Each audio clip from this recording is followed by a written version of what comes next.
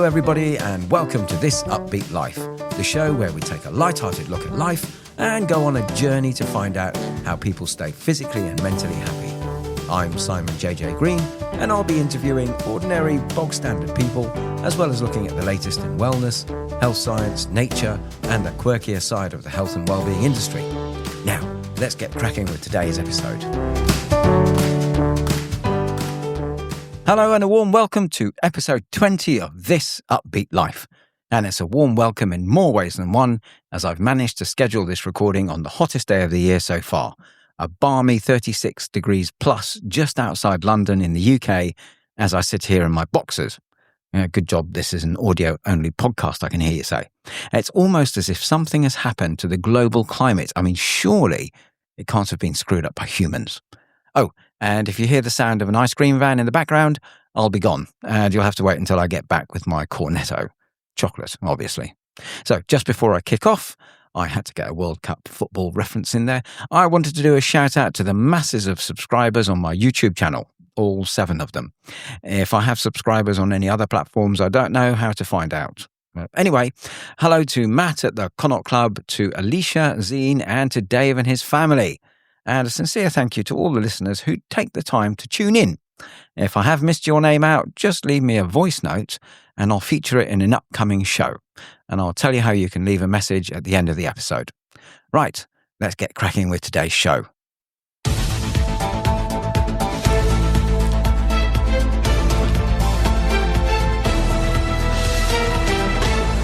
On quick news, a major study has found that daily walking has been linked to lowering the risk of 13 cancers. Now, I have talked previously on one of the shows about whether or not we need to attain the holy grail of 10,000 steps a day. Spoiler alert, we don't.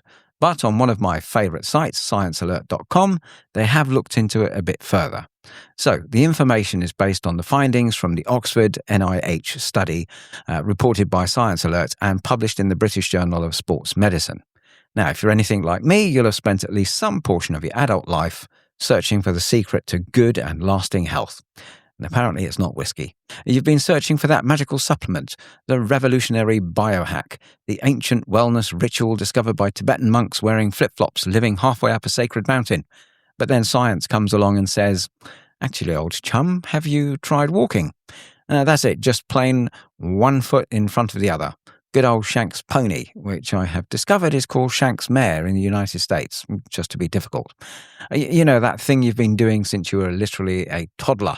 A major study involving more than 85,000 people in the UK has found that simply taking more steps each day is linked to a lower risk of developing 13 different types of cancer. Researchers tracked participants using dart guns to shoot them with trackable tech. Okay, they didn't. They used wearable activity monitors and followed them for nearly 6 years, and the results were remarkably straightforward. The more that people walked, the lower their cancer risk tended to be. I still like the idea of dart guns.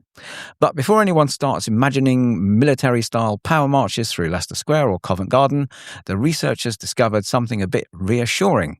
It wasn't about speed. Oh no, you see, the total number of steps mattered more than how quickly they were taken. In fact, the benefits started appearing at around 5,000 steps a day. At 7,000 steps, cancer risk was about 11% lower.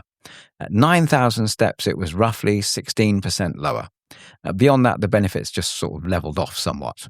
So, all of these people manically trying to fit in their 10,000 steps a day, you can relax. The step police aren't coming. Just yet. And this is quite encouraging because modern life definitely seems specifically designed to stop us moving. We sit in cars, on trains, and at desks. Then we go home and reward ourselves for all that sitting by sitting on a sofa. So sometimes we're so committed to sitting that we'll drive around a car park for 10 minutes looking for a space that's 20 metres closer to the supermarket entrance, just so you don't have to walk so far. You know you've done it. And then once inside, we'll happily spend 45 minutes pottering around every single aisle. And what makes this study quite interesting, I think, is that it uses wearable trackers rather than asking people how active they were. Because if you've ever filled in a lifestyle questionnaire, or if anyone has asked you, you'll know that memory can be surprisingly generous. Excuse me, how often do you exercise? Well, there was that enthusiastic weekend in April last year, and once I walked very briskly to catch a bus to go 2 stops. Surely that counts. Anyway, the trackers revealed something much more objective. Simply replacing some sitting time with light movement was associated with lower cancer risk. No need for marathons or ultra running or pedestrian versions of the Tour d'Angleterre. Just moving more. Now, I guess the irony is that walking was humanity's original mode of transport.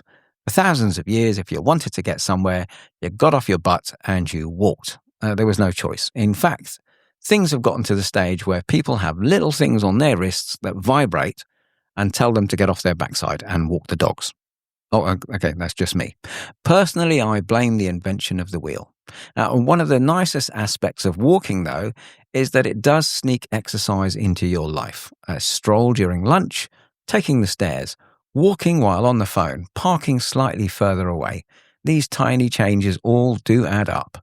And to me, what studies like this show is that health improvements, like simply walking, don't always come from dramatic transformations. Sometimes they just come from small, boring, unglamorous habits repeated consistently, and as an added bonus, it is considerably cheaper. But if you're listening to this while sitting down, don't panic. You can still walk later. It's all good. I mean, it's good to know that science keeps finding out that our bodies like it when we do the thing that it was evolved to do.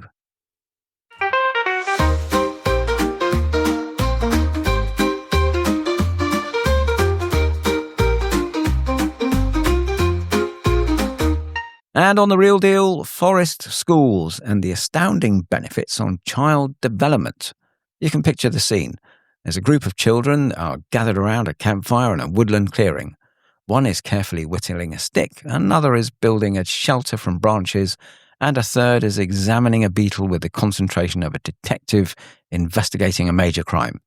If you've stumbled across this scene in the woods, you might have assumed you've accidentally come across something out of the famous Five or Swallows and Amazons. In fact, you've probably just found a forest school. And welcome to the increasingly popular world of outdoor learning, where puzzles are educational resources, sticks are valuable tools, and being covered head to toe in mud is the sign of a successful day and a stonking great adventure. So, what exactly is a forest school? Well, despite the name, it isn't usually a school in the traditional sense. There are no classrooms or rows of desks and very few worksheets. Instead, forest schools are programs of regular outdoor learning, usually taking place in woodland or natural environments. Kids learn through exploration, play, practical activities, and supported risk-taking. This is very important. They might build dens, learn about wildlife, make simple tools, cook over fires, climb trees, or simply spend time observing nature. But the most important thing is they have fun and they are allowed to be children. Now, the key idea is that children learn best when they're actively engaged and allowed to discover things for themselves. Yes, shock horror, child-led learning. Or put another way, instead of being told not to touch anything, they're encouraged to get stuck in and explore what their limits are. So where do forest schools come from? Modern forest schools are often traced back to Denmark in the 1950s. According to the story, a Danish mother regularly met with other families in the woods where their children played and learnt outdoors together.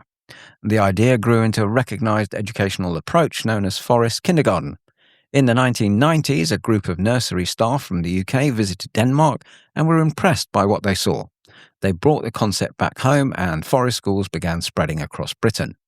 And today there are thousands of forest school programs throughout the UK and the rest of the world, from nurseries and primary schools to secondary schools and specialist educational settings. And despite what you might imagine, they're not just for little kids. Adults attend forest school programs too, and some are designed for people with learning difficulties, mental health challenges, dementia, or simply those looking to reconnect with nature. Because in many ways, forest schools are less about age and much more about nurturing curiosity. And as we bury and cloister our children in digital distractions and attention-getting tech, forest schools are becoming more and more popular. Supporters point to a long list of potential benefits. As well as learning about nature and our privileged place in it, most forest school leaders report improvements in confidence and self-esteem amongst the children, not just themselves. There's something empowering about learning to light a fire safely, or building a shelter that doesn't immediately collapse on top of you, or cooking something yourself over an open fire. Children who struggle in traditional classroom environments often thrive outdoors, where there is less pressure to sit still and more opportunity for hands-on learning. Research has also suggested that spending time in natural environments can help reduce stress and improve mood. Yes, I can attest to that. It certainly works for me. Given that modern life often involves staring at screens for alarming amounts of time, this isn't entirely surprising. After all, humans spent most of their evolutionary history outdoors as hunter-gatherers. We've only recently decided that spending 8 hours a day staring at spreadsheets under fluorescent lighting is normal.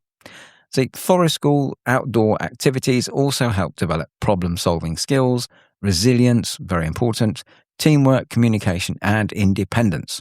Yes, all of this is true as I have witnessed it myself many, many times. Now, for example, if a child builds a shelter and it falls down, that's not considered failure. It's considered learning. The same goes for trying to light a fire. If that doesn't work, we just look for another method. One of the most distinctive features of forest schools is their attitude towards risk. Now, that doesn't mean that children are just being handed chainsaws and pointed towards the nearest tree. No, everything is carefully supervised. However, forest school leaders believe that children benefit from learning how to assess and manage manageable risks themselves. Climbing a tree, using simple tools, balancing on logs, or helping to build a campfire, these all provide great opportunities to develop judgment and confidence. And the argument is that if children never encounter any risk, they can never learn how to handle it. As a forest school leader myself for quite a few years, I have discovered that the two main benefactors of the forest school approach are A, the children themselves, who jump up and down with excitement when they know they're going to do a forest school session. They don't do that when they're waiting to go to a math class.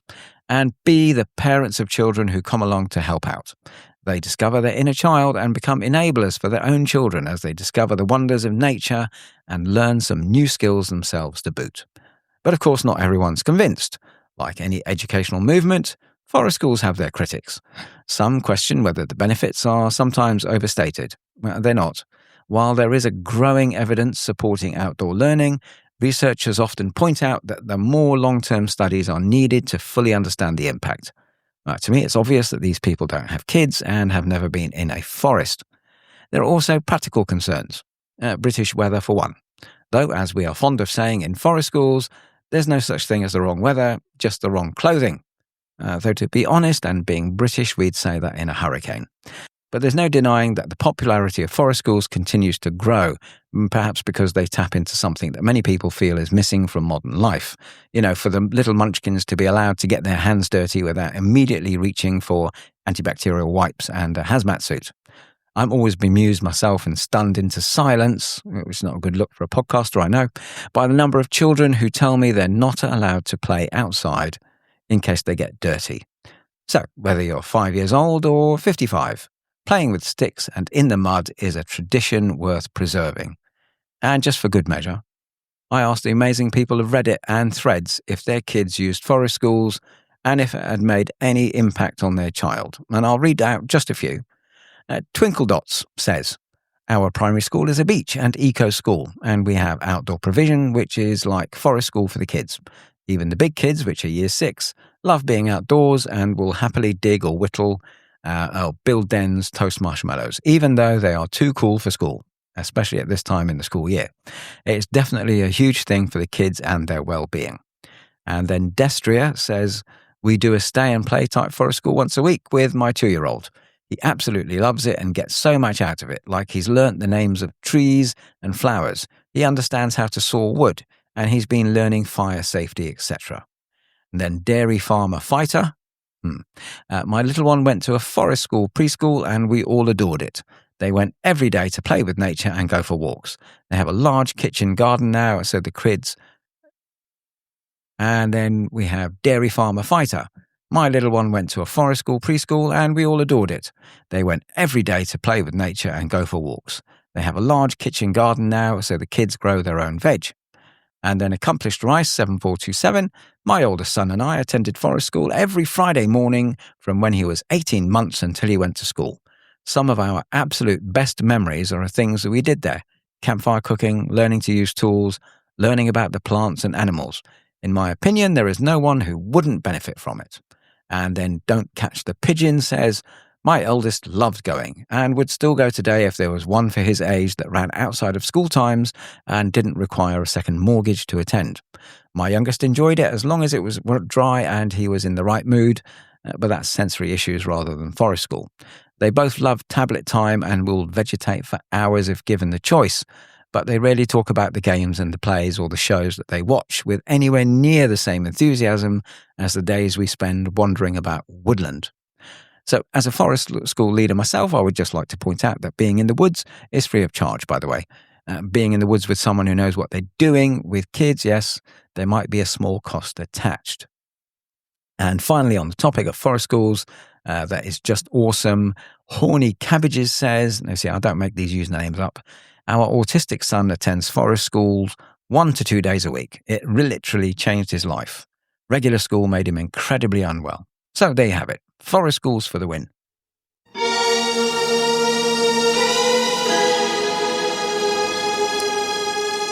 And on far out stuff, we all want to be rich. For nothing. All your cares taken care of. And it's funny how nature provides, because there is an active volcano, and guess what? It spews out gold. Yes, real gold. Naturally, the first question most of us would ask is, how quickly can I get there? Well, bad news.